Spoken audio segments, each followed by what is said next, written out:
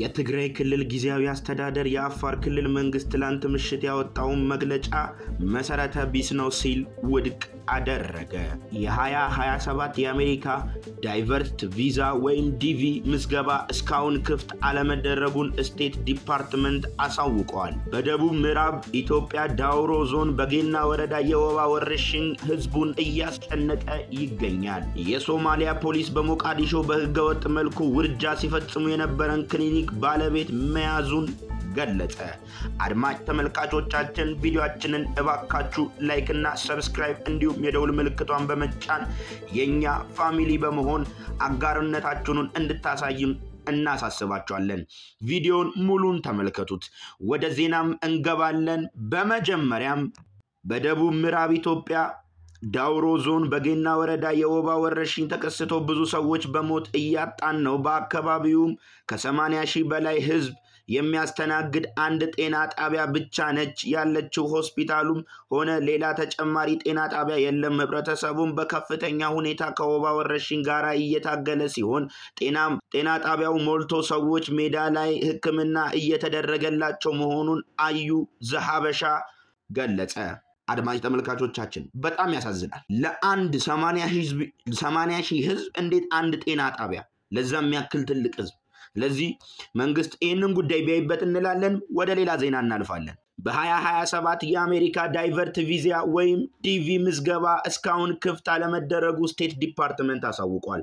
ምዝገባ ተጀምሯል የሚሉ የማጭበርበር ምልክቶች እየተዘዋወሩ እንደሚገኙ እንዲሁም አንዳንድ ግለሰቦችና አገልግሎት ሰጪዎች የምትመርጡበትን እድል ከፍ እናደርጋለን ክፈሉ በማለት የማጭበርበር ተግባር ውስጥ እንደተሰማሩ ገልጿል። ምዝገባው ገና ይፋ አልተደረገም የገለጸው የአሜሪካ ስቴት ዲፓርትመንት የምዝገባ ቀኑና ለውጥ ስለሚደረግበት የዘንድሮ ፕሮሰስ ዝርዝር መረጃ ዝግጁ ሲሆን ይፋ ይደረጋል ብሏል። አሜሪካ በዚህ ዓመት ለዳይቨርት ቪዛ ወይም ለዲቪ ምዝገባ $1 ማስከፈል እንደምትጀምር ማሳወቋ አይዘነጋም። ወደ ሌላ ዜና እናልፋለን። ላይክ አርጉ። በመጀመሪያ የሶማሊያ ፖሊስ በሞቃዲሾ በህገወጥ መልኩ ውርጃ ሲፈጽም የነበረን ክሊኒክ ባለቤት መያዙን ገለጸ። ክሊኒኩ በርካታ የሶማሊያ ሴቶች ውርጃ የሚፈጽሙበት ነው ሲባል ክሊኒኩ የፌስቡክ ገጽ እንዳለው በገጹም ላይ በይፋ ጽንስ ማቋረጥ ከፈለጋችሁ ለመርዳት ዝግጁ ነን የሚል ማስታወቂያ ስለመኖሩ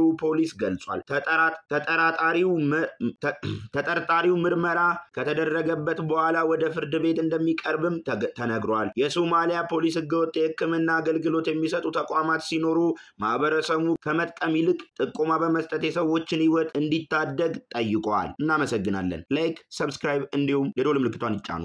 በሌላ ዜና ዋናና አንገብጋቢው የትግራይ ክልል ጊዜያዊ አስተዳደር የአፋር ክልል መንግስት ትላንት ምሽት ያወጣውን መግለጫ መሰረተ ቢስ ሲል ውድቅ አደረገ። ጊዜያዊ አስተዳደሩ የአፋር ክልል መግለጫን የትግራይና የአፋር ወንድማማች ህዝቦች ታሪካዊና ሰላማዊ ጉርብትና ለመጉዳት ያለመ ክፋት ነው ብሏል። የአፋር ክልል ትላንት የህወሓት ቡድን ኃይሎች የአፋር ክልል ወሰን ዘልቀው በመግባት ጥቃት መክፈታቸውን፣ 6 መንደሮችንም በጉልበት መቆጣጠራቸውን፣ ንጹሃንን በሞርታር መደብደባቸውን እና የፕሪቶሪያውን ስምምነት ማፍረሳቸውን አሳውቀው ነበር። የትግራይ ጊዜያዊ አስተዳደር የአፋር ክልል መንግስት ሐራ መሬት በሚል ስም የሚያውከው ቦታ በመፍቀዱ መተባበሩን ወቅሶ የትግራይ ሰራዊት የአፋር ወሰን አልፎ አልዘለቀም ሲል የቀረበበትን ክስ አስተባብሏል። ጊዜያዊ አስተዳደሩ የፌደራል መንግስት የፕሪቶሪያውን ስምምነት በአግባቡ እንዳይፈጽም እንቅፋት ሆኗል። ድርጊቱ ሰላማዊ ሂደት ከመጉዳት ባለፈ